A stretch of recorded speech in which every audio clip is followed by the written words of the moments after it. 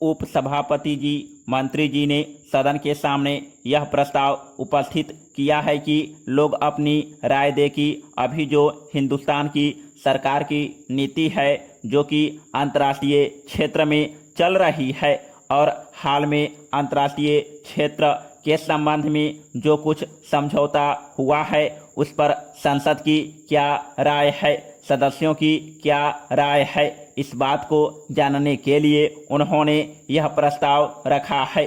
जो प्रस्ताव सदन के सामने है, उसके बारे में प्रायः मोटे तौर पर से सभी सदस्य समझते हैं कि काम अच्छा हुआ है, लेकिन 16 आने इसको अच्छा समझे ऐसी बात नहीं है।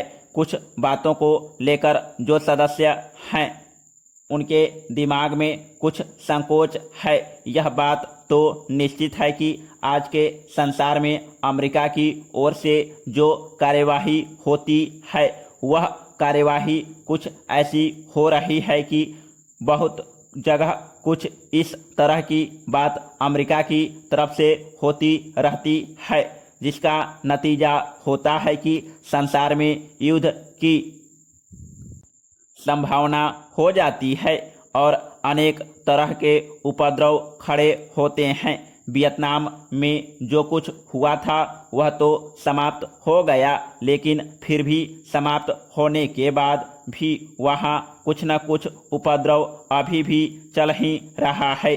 अभी हाल में जो अरब इजराइल युद्ध हुआ, वह भी समाप्त हो गया है, जो मैं समझता हूँ संसार के लिए अच्छा हुआ, लेकिन यह अस्थायी तौर से समाप्त हुआ है ऐसा नहीं कहा जा सकता है। अभी हाल में जो अमेरिकी बेड़ा हिंद महासागर में आया है, यह एक नया खतरा पैदा हुआ है। इससे एशिया के लोगों को यह डर हो गया है कि इसको लाने का अभी क्या मतलब हो सकता है। क्या यह मतलब तो नहीं है कि चूंकि तेल अरब देशों में है और उसके संबंध में वे देश अपनी नीति बदल रहे हैं, इसलिए ज़बरदस्ती उन देशों पर दखलंदाजी की जाए। क्या यह बात अमेरिका के मन में है जिसके लिए वह बेड़ा लाया गया है, या इसका मतलब है कि जो सब देश उनके खिलाफ रहते हैं, एशिया के दक्षिण भाग में या पश्चिम भाग में, उन लोगों को समय समय पर तंग करने के लिए यह बेड़ा लाया गया है, तो उसके लिए अभी लोगों में चिंता है। जैसा कि बांग्लादेश बनने के समय भी हम लोगों ने देखा था, जब बांग्लादेश की लड़ाई चल रही थी और हिंदुस्तान और पाकिस्तान में युद्ध चल रहा था, तो बंगाल की खाड़ी में अमेरिका का बेड़ा पहुंच गया था। इस तरह संसार में युद्ध की परिस्थिति को पनपाने की एक बहुत बड़ी जिम्मेदारी अमेरिका के ऊपर हो गई है। इसका क्या कारण है? इसका कारण है कि संसार में जो आगे बढ़ने वाली शक्ति है, वह जो कमज़ोर शक्ति है, जो तकलीफ में रहने वाली शक्ति है, वह जब आगे बढ़ना चाहती है, तो यदि उनके कष्टों को दूर न किया जाए तो टकराव होगा। महोदय, रूस के संबंध में चेकोस्लोवाकिया के साथ जो हो रहे, हंगरी के साथ जो हो रहे, उसको हमने अच्छी तरह से देख लिया है। इसलिए दोस्ती होने पर सारी बातें भूल जाना यह कभी अच्छा नहीं होता है। इसलिए हमें इस बात की सावधानी रखनी चाहिए कि हम जिनको भी दोस्त बनाएं, हम भावनाओं में न बह जाएं। हमें इस संबंध में संयम से काम लेना चाहिए। इसलिए आज ज़रूरत इस बात की है कि हम जिससे भी दोस्ती करें, उसमें हमें यह ख्याल रखना चाहिए कि आगे चलकर किसी तरह की कोई कठिनाई पैदा न हो। इसलिए मैं इस चीज़ को पसंद नहीं करता हूँ। जहाँ तक चीन का सवाल है, हिंदुस्तान की सरकार यह चाहती है कि वह चीन के साथ किसी तरह के मेल मिलाप कर ले, लेकिन किसी से मेल मिलाप करने में भी संयम की आवश्यकता होती है।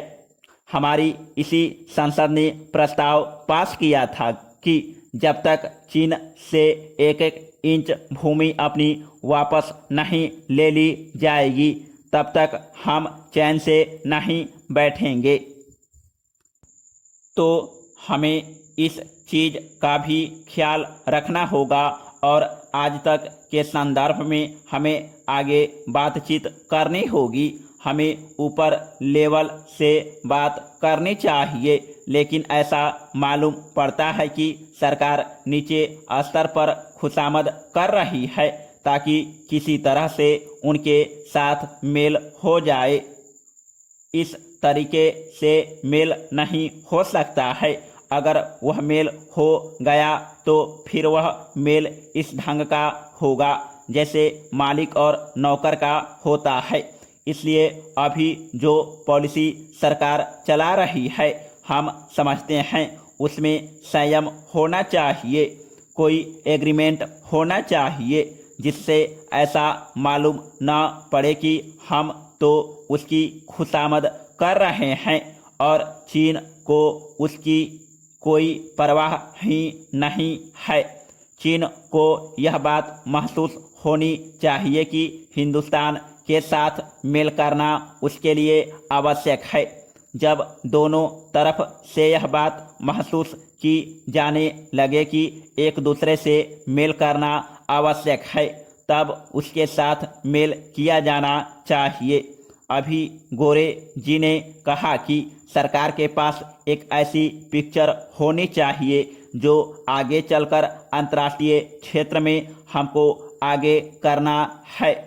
उन्होंने जो पिक्चर दी वह बहुत अच्छी है और मैं समझता हूँ कि सरकार को उसके ऊपर विचार करना चाहिए।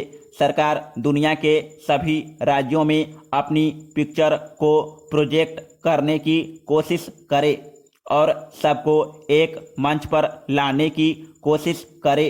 चीन भी एक बड़ा देश है और वह भी नेतृत्व करने के लिए आगे बढ़ेगा ताकि हमको इस चीज़ का श्रेय न मिल जाए।